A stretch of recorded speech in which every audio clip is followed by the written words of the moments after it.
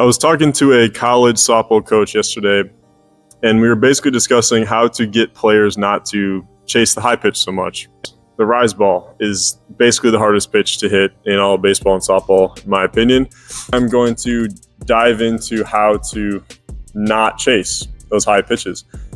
Part of it has to do with your mechanics, your load, how you're loading your hips, but then part of it is mental too. Start with the mindset part. So I want you guys to think about other sports. So think about football, for example. Ask yourself, when do you see a lot of interceptions or fumbles or penalties happen? Basketball. When do you see a lot of travels, carries, double dribbles, people foul out? In sports, mistakes happen very often at the end of something. You see a lot of interceptions on 4th and 15 or 2-minute drill, you're down by 2 scores. Players try to force things when they're desperate because they're getting to the end. They can feel the pressure of failure coming in.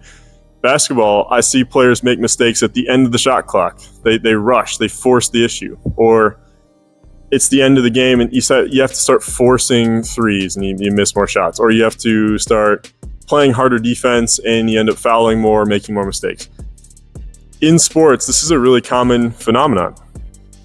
Now apply this to baseball and softball. When you have 2 strikes, players tend to force the issue because they're uncomfortable. 2 strikes is towards the end of the at-bat, and that's where you start to feel that failure creeping in. So how do we fix it? Well, we just got to relax the nervous system a little bit. And so we have to, first of all, train our mind to be comfortable in difficult situations, the end of or close to failure. So when you lift, first of all, you've probably heard train to failure before. That is a really good concept to enforce. Every time you lift, try to go till failure, meaning when you get towards the end of a set, you can barely do another rep with good form. You're hitting failure. You can't do another quality rep without compensating your technique in some way.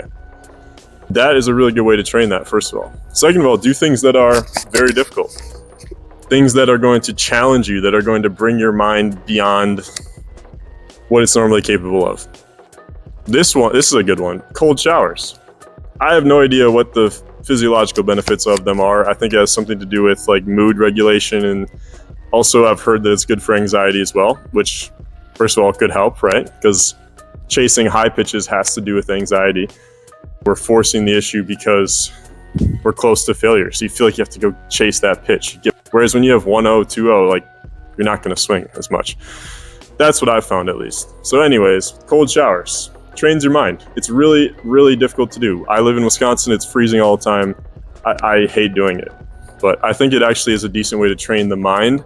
I don't really recommend, for my athletes, I don't recommend to do it necessarily for the physiological benefit. I mean, I like sauna. I think that's a really good thing. But I think the mental part of cold showers or cold plunges is pretty great. And I've heard a lot of good things about that. So doing difficult things. Training 2 strikes in practice is also really helpful as well. Put yourself in that mindset. You only get 1 strike left.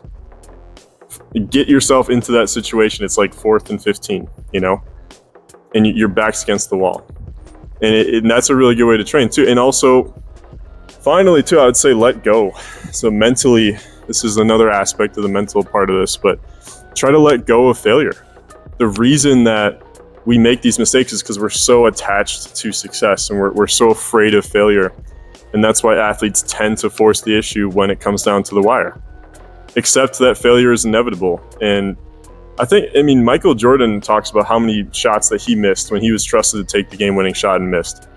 Happens all the time. As an athlete, you have to be okay with that. It's just par for the course. You're going to mess up when it comes down to it.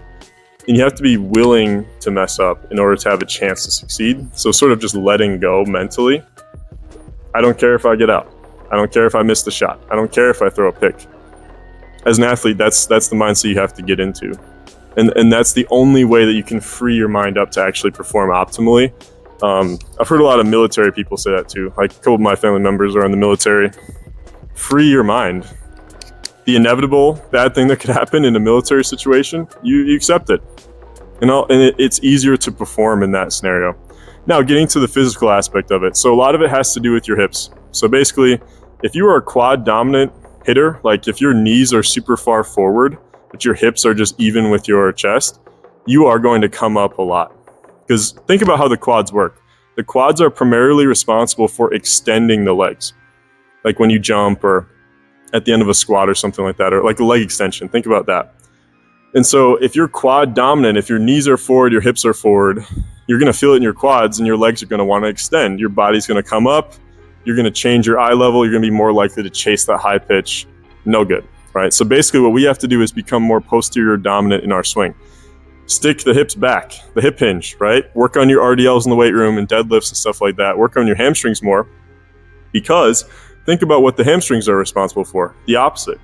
Compressing the legs is what the hamstrings are responsible for. So if we become more hamstring dominant in our swing, we'll want to go down.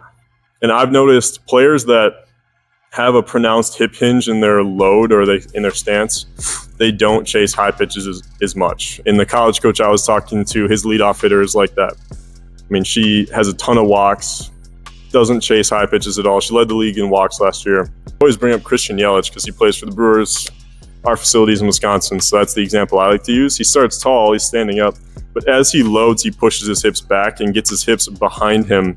This brings the chest down. It also effectively makes your strike zone smaller too. So you're less likely to chase those high pitches as well and also get them called on you, which is just another added benefit, I feel like. And it's also good to be thinking down, adjust down. Be prepared to hit a fastball at the top of the zone, because we all know the high fastball, the high rise ball, it feels faster than a low fastball. So if we're ready to hit the fastest possible perceived pitch, then we can adjust down to anything else and wait on it and still drive it. I talk about that all the time in my lessons, perceived velocity. A high fastball just feels faster. And that's why in the MLB too, you see guys going with the four-seam fastball up, kind of like Nolan Ryan or like Bob Feller. Those guys were really effective back in the day, but now everybody's doing that. It's sort of like the meta now. Like in basketball, everyone shoots threes. Everyone throws four-seam high fastballs in baseball now because of that, and it works. But if we're ready for that high pitch and we're on time for it, we can adjust to anything else. But if you're ready for a low fastball and you get a high fastball, you're literally going to be adjusting up to it. You're more likely to chase a higher pitch, especially with a four-seam fastball that has backspin or a rise ball and softball that has backspin. It's just going to keep rising, so you're going to go up to it and miss it. If you're going up to a ball, you'll never hit it. Your posture has to be working down to the ball, I feel. And so mentally be prepared for the high fastball and then adjust everything else. That way you are literally working down in your swing. You'll never be working up, and then you won't chase those high pitches. And you're already prepared for the highest possible fastball that you know will get called. So anything above that, you're just taking, you know? If you have to go up to a pitch, you shouldn't swing. Like if you have to work upwards towards it with your posture, it's a ball pretty much every time. So that's another thing I tell my hitters all the time.